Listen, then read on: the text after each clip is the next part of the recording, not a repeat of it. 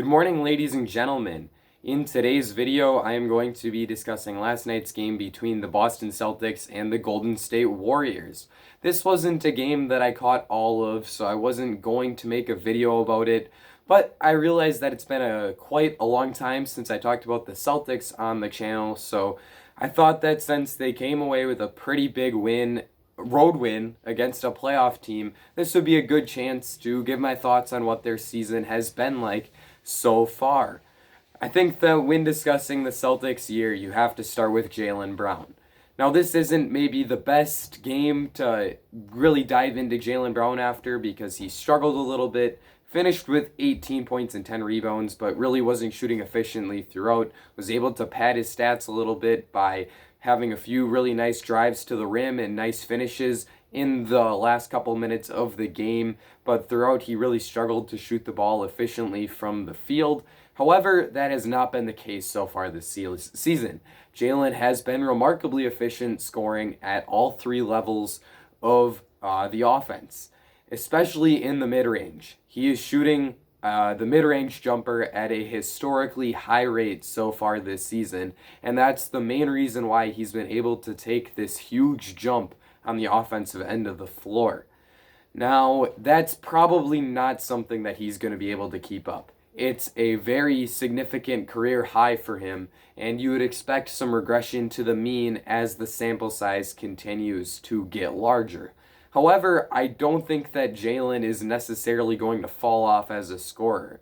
He is known as an incredibly intelligent guy who really understands how the game of basketball works. So I would expect him to adjust once the mid-ranger doesn't fall as much and change his shot profile to feature more efficient looks, which would be, of course, at the rim and beyond the three-point line. In tonight's game, he shot 1 for 6 from 3.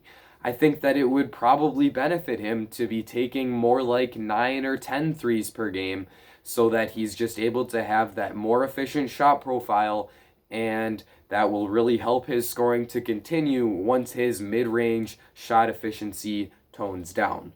Obviously, the other efficient shot is, of course, layups and free throws. And I think that Brown could probably do a better job of getting to the line. It seemed like today he was attacking the rim a little bit more than other times I've seen the Celtics play. He finished with a few really nice dunks and layups towards the end of the second half, as I said a bit earlier. But I still think that that's an area that he could do a little bit more in, and similar to the three-point shooting, it would certainly help him to continue on this trend of being a remarkably efficient scorer. Otherwise, he could just continue his lightning hot shooting from the mid-range, and if that is the case, then, well, he will have defied all kinds of analytical shot probability stuff and really broken a trend of the mid-range jumper being an inefficient shot in the NBA. After him, you have to move on to the other likely all-star from this team, which is Jayson Tatum. Tatum had an outstanding game tonight, putting up 27 points on 9 for 19 shooting, 4 for 10 from 3. Tatum has had a terrific season so far. He would probably be firmly in the discussion for being an all-star starter, similar to his teammate Jaylen Brown, if it weren't for the time that he missed due to contracting the COVID-19 virus. But dissimilar to many other players who have had the virus, Tatum has not shown any ill effects. He has come back and been terrific so far following the time that he missed. Tatum really took a star turn last year, and the way that he has played so far this season has proven that that was far from being a fluke. With these two guys under contract long term, the Celtics organization is in good hands, and I think that these two guys really give them a chance to beat just about any team once playoff time comes around. However, in order for them to do that, they're going to need some help from the supporting cast. Kemba Walker seems to put up solid scoring and assist totals, but he's not quite able to do it as efficiently as you would like. In tonight's game, he had 19 points, but he shot just 6 for 18 from the field and 3 for 9 from the three-point line. That's not terrible shooting, but you would like to see more efficiency from Walker, especially with a lot of open looks he's able to get off of Tatum and Brown drives. Now, those two guys can improve on their playmaking, but Walker also needs to knock down some more open looks. This Celtics team is really reliant on him to be their third option offensively, especially with Marcus Smart being out in the short-term future. So Kemba needs to shoot the ball better than he has so far. That's really a key for this team to be successful. Now, Peyton Pritchard is out. Marcus Smart is out, as I said before. Romeo Langford continues to struggle with an injury, and that has led to Grant Williams getting some pretty solid minutes. I'm not really sure how he's been overall on the season for the Celtics, but in tonight's game in particular, I thought he did a really nice job. He was the primary Draymond Green defender for large periods of time on the defensive end, and he was able to force Green into some uncomfortable situations where Green threw the ball away. Draymond finished with 5 turnovers, and I think that a lot of that can be attributed to Grant Williams. And Grant also knocked down some really key shots for the Celtics on the offensive end. He made every shot that he took outside of free throws, shooting 4 for 4 from the field and knocking down all 3 of his 3-point attempts to finish with 15 points. Grant is a guy that I've always believed has been someone who can give you really quality minutes off the bench at both the 4 and the 5 position. And with all of the injuries the Celtics are going through with their depth pieces, I think that this is a chance for Grant to really prove himself and cement himself as a more consistent fixture in Brad Stevens' rotation.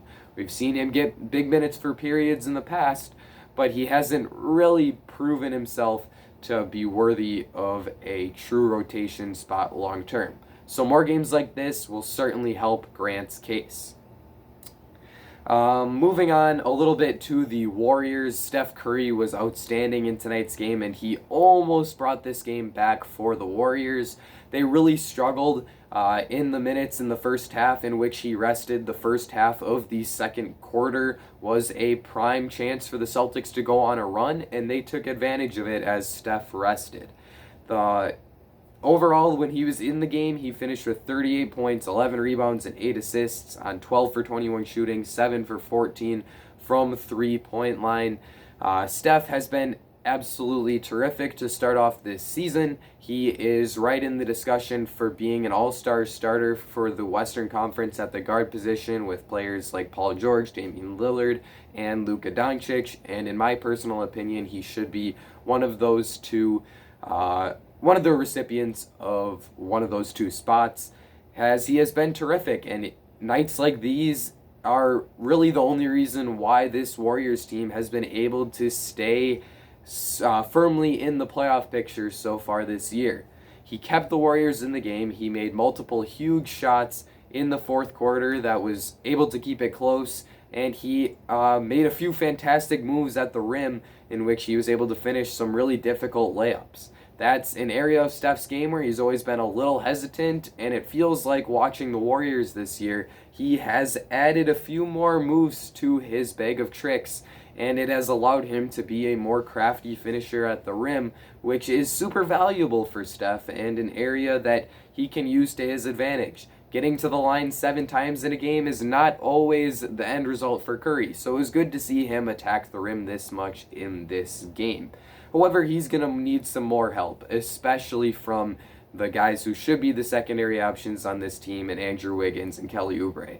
Now, Wiggins has been pretty good so far this season. Tonight was a bit of an off night as he shot just 6 for 16 from the field and 1 for 8 from 3, but he has improved in his role as an off-the-ball player who can knock down open looks from beyond the arc and attack closeouts at a high level. He's not the shot creator that people thought he was coming out of college, but he has settled into a solid role as a 3-and-D wing who is a really strong weak side rim protector on the defensive end of the court.